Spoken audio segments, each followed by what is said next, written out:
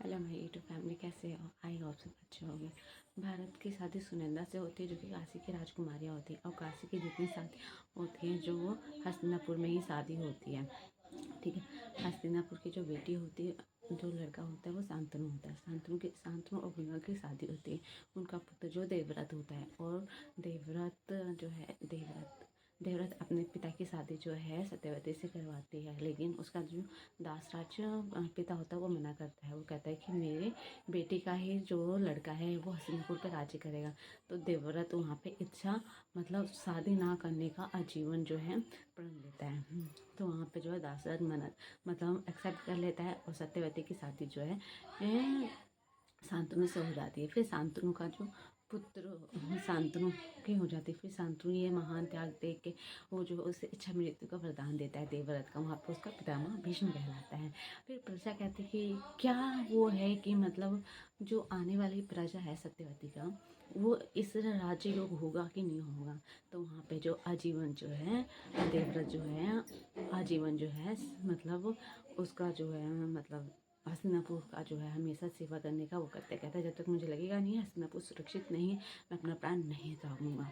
वहाँ पे भी ये शपथ लेता है।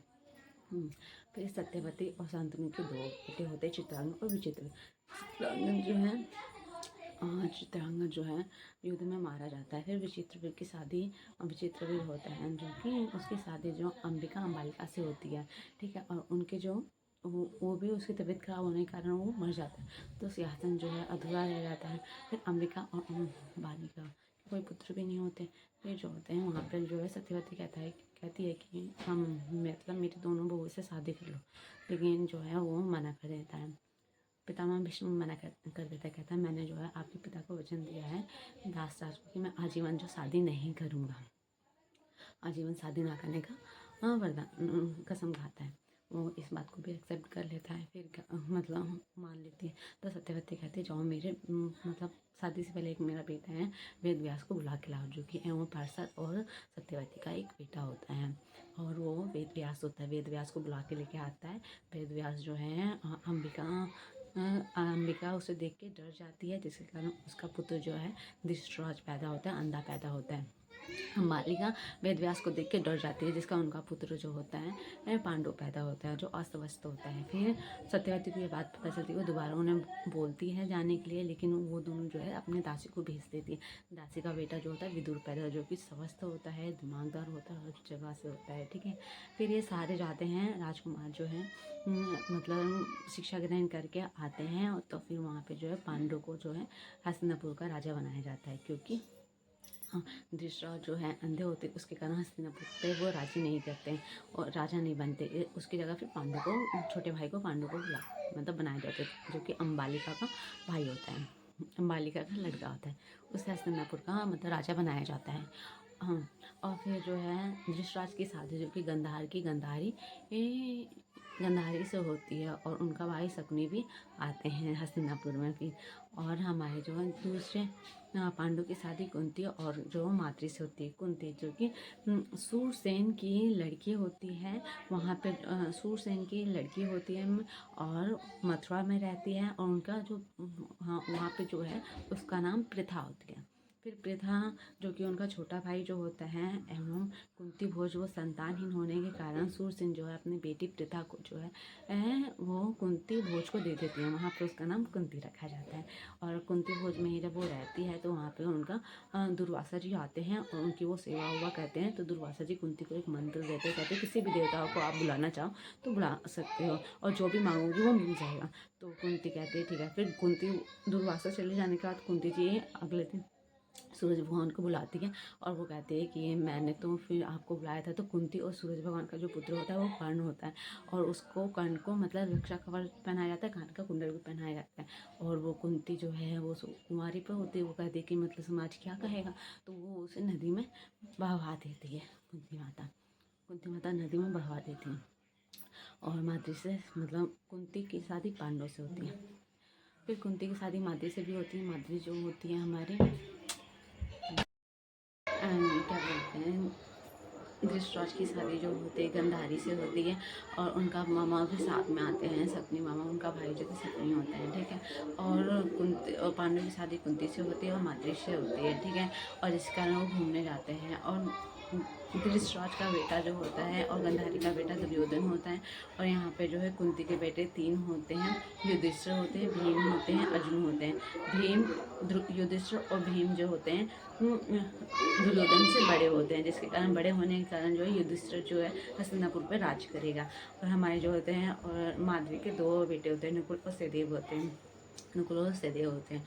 अब जो है मतलब 5 लड़के आते हैं और जिसके कारण मतलब वो 5 जाते हैं, फिर 5 आते हैं माता कुंती लेके उन्हें, और वो जाती है उनकी सेवा वो करते हैं। सारे राजकुमार जाते हैं, शिक्षा ग्रहण करके आते हैं और सबके जो है सबके मतलब शिक्षा ग्रहण आते हैं। और युधिष्ठिर का राज्याभिषेक होने से पहले उससे जो है लक्ष्य ग्रह मतलब लक्ष्य ग्रह भेजा जाता है, वर्णावत भेजा जाता है। और वहाँ पे जो है लक्ष्य ग्रह में आग लगने के कारण जो है वहाँ पे मतलब हस्तिनापुर में खबर पहुँच जाती है, पहुँच जाती है कि 5 पांडव और माता कुंती जो है हम मर गई है। लेकिन वो मरी नहीं होती है और वो बच के निकल जाते हैं 5 पांडव और जो है माता कुंती, क्योंकि जो विदुर जो है उनकी सेवा करते हैं। विदुर जो है मतलब उन्हें इन्फॉर्मेशन दे देते हैं किसी के थ्रू, और वो जिसके कारण बच के निकल जाते हैं कि लक्ष्य ग्रह में आज आग लगने वाली है। और उसके कारण वो कल रात को ही निकल जाते हैं 5 पांडव माता कुंती। और वहीं पर जो है मतलब हिडिम्बा और भीम की शादी होती है, जो कि बकासुर की बहन होती है। इनका एक बेटा होता है घटोत्कच, और घटोत्कच का बेटा जो होता है बाल्मीकि होता है, जो बाद में खाटूश्याम होता है।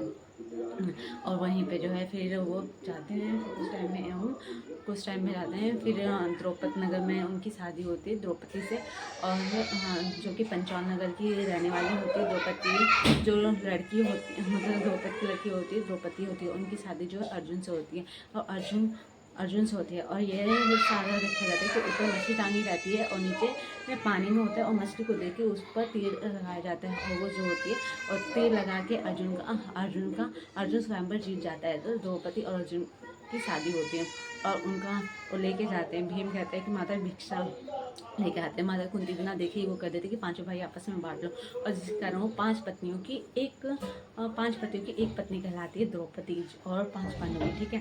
फिर जो है जाते हैं 5 को, हाँ। और 2 साल होने के बाद 5 पांडव, कुंती माता और द्रौपदी ये सब जो है जाते हैं वहाँ पे हस्तिनापुर। अब हस्तिनापुर का सवाल आ गया कि हस्तिनापुर पे जो है दुर्योधन राज कर रहा था 2 साल के। अब जो है युधिष्ठिर जी आते हैं, तो अब मतलब राजा कैसे चेंज किया जाए। तो हस्तिनापुर को 2 भागों में डिवाइड किया गया। पहला भाग जो कि हस्तिनापुर को जो कि दुर्योधन को दिया गया, और खंडपरश जो कि युधिष्ठिर को दिया गया, जो कि ऊबर खाबर रहता है। उसमें जो है सब उसकी हेल्प करते हैं। बलराम श्री कृष्ण भगवान हो गया, फिर 5 पांडव रहते हैं, कुंती होती है, सब लोग उनकी हेल्प करते हैं। और वो जो बहुत अच्छी भूमि बना लेते हैं, और उनका नाम वो रखते हैं इंद्रप्रस्थ रखते हैं। और इंद्रप्रस्थ का राजा भी होता है। युधिष्ठिर का राज्याभिषेक होने जाता है, वहाँ पे हस्तिनापुर के भी लोग आते हैं, द्रौपद के भी लोग आते हैं। उनकी छोटी बुआ होती है, मतलब उनकी मौसी भी होती है, तो मौसी को भी बुलाया जाता है। मौसी का जो लड़का होता है शिशुपाल होता है, कृष्ण भगवान को भी बुलाया जाता है वहाँ पे, और उनका जो है राज्याभिषेक किया जाता है। राज्याभिषेक करने से पहले जो है शिशुपाल बहुत ही भला बुरा सबको बोलता है। कृष्ण भगवान कहते हैं चुप हो जाओ, लेकिन वो उसकी गर्दन काट देते हैं, जिस कारण उनकी उंगली में खून निकलता है। और द्रौपदी अपनी साड़ी के पल्लू से उनकी उंगली बांध देती है, जिसके कारण कृष्ण भगवान कहते हैं मैं तो आपका आभारी रह गया। जब उसका वस्त्र हरण होता है द्रौपदी का, वहाँ पे जो है कृष्ण भगवान उनकी हेल्प करते हैं, मदद करते हैं, ठीक है, वस्त्र हरण करने में और मतलब हंस करने में। और जो है युधिष्ठिर देख के चौक हो गया इंद्रप्रस्थ को, और वो गिर जाता है, जिसके कारण वो कहता है अंधे का बेटा अंधा। और इसका बदला भी लेने के लिए है जो है हमारे दुर्योधन जो है बदला लेने के लिए वो जाता है हस्तिनापुर में, और कहता है कि मुझे जो है द्रौपदी से बदला लेना है। फिर वो एक मतलब पासा खेलने के लिए जो है मतलब इंद्रप्रस्थ को इन्वाइट करते हैं। 5 पांडव आते हैं और खेलते हैं, और वो जो है युधिष्ठिर की सारी संपत्ति अपनी हार जाते हैं। धीरे धीरे 5 भाइयों को सारी संपत्ति हार जाते हैं, 5 भाइयों को भी हार जाते हैं, द्रौपदी को भी हार जाते हैं। वहीं पर द्रौपदी का जो है वस्त्र हरण किया जाता है। कृष्ण भगवान उनकी हेल्प करते हैं, और कृष्ण भगवान उनकी हेल्प करते हैं, ठीक है। और फिर वो जाती है श्राप देने द्रौपदी, लेकिन वहाँ पे गांधारी और धृतराज से रोक देते हैं। तब वो उस टाइम जो है अपनी सारी हारी हुई संपत्ति वो सब मांग लेती है। फिर सेकेंड टाइम भी जो है मतलब वो खेलते हैं चेस, और जिसके कारण जो है युधिष्ठिर फिर हार जाते हैं। इसमें जो शर्त रखी जाती है 12 साल का वनवास, 1 साल का ज्ञातवास और 1 साल का ज्ञातवास जो कि मस्तिष्क में को पालन करते हैं। सदेश की जो रानी की जो लड़की होती है उत्तरा की शादी जो है अभिमन्यु से की जाती है, ठीक है, अभिमन्यु से की जाती है। वहाँ पे सदेश के सभी मतलब सारे राज्यों को बुलाया जाता है और फिर जो है और वहाँ पे कीचक का वध जो है हमारे भीम करते हैं। कीचक का वध हो जाता है जिसका हस्तिनापुर को शक हो जाता है कि मतलब वहाँ पे 5 पांडव रुके हुए, उनका अज्ञातवास टूट गया। हाँ, वो ये चाह रहे थे, अज्ञातवास उनका तोड़ना चाहते थे लेकिन वो नहीं टूटा होता है, उस टाइम उनका समय हो जाता है। और युधिष्ठिर और कीचक को सिर्फ 6 लोग मार सकते हैं। बलराम, कृष्ण भगवान हो गया अपना, और द्रोणाचार्य हो गए, और पितामह भीष्म हो गया, कर्ण हो गए, और दुर्योधन हो गया, और हमारे एक भीम हो गए। कृष्ण भगवान नहीं मारते थे सभी, हाँ, लेकिन वहाँ पे मार सकते हैं। और कीचक का वध के कारण जो है, इसके कारण जो है हस्तिनापुर उसमें आक्रमण करते हैं और वो जो है लड़ाई जीत जाता है मत्स्यदेव। तभी उन्हें डाउट हो जाता है कि 5 पांडव वहीं पे हैं, 5 पांडव वहीं पे हैं। और अभिमन्यु की शादी की जाती है तो हस्तिनापुर के सभी लोगों को बुलाया जाता है। फिर हस्तिनापुर के मतलब युधिष्ठिर कहता है या तो हमें हमारा इंद्रप्रस्थ लौटा दो या हमें 5 गाँव लौटा दो। लेकिन दुर्योधन कहता है कि हमने तुम्हारा अज्ञातवर्ष तोड़ दिया है, इसके लिए तुम्हें फिर से 12 साल का वनवास, 1 साल का अज्ञातवर्ष करना पड़ेगा। हाँ, वो मानने के लिए तैयार नहीं होता। फिर कृष्ण भगवान को जो शांति दूत बोल के मतलब बना के भेजते हैं हस्तिनापुर को, कहते हैं या तो 5 गाँव दे दो या तो आक्रमण के लिए तैयार हो जाओ। तो कहते हैं ठीक है, युद्ध होगा। तो युद्ध किया जाता है। युद्ध में क्या होता है, कर्ण को जो है हमारे अर्जुन मारते हैं, और कर्ण को अर्जुन मारते हैं। फिर हमारे जो है द्रोणाचार्य को युधिष्ठिर जी मारते हैं जो कि द्रौपदी का भाई होते हैं, और पितामह भीष्म को जो कि अर्जुन जी मारते हैं, और दुशासन को भीम मारते हैं, और दुर्योधन को भी भीम मारते हैं हमारे इधर, ठीक है। Okay, bye bye.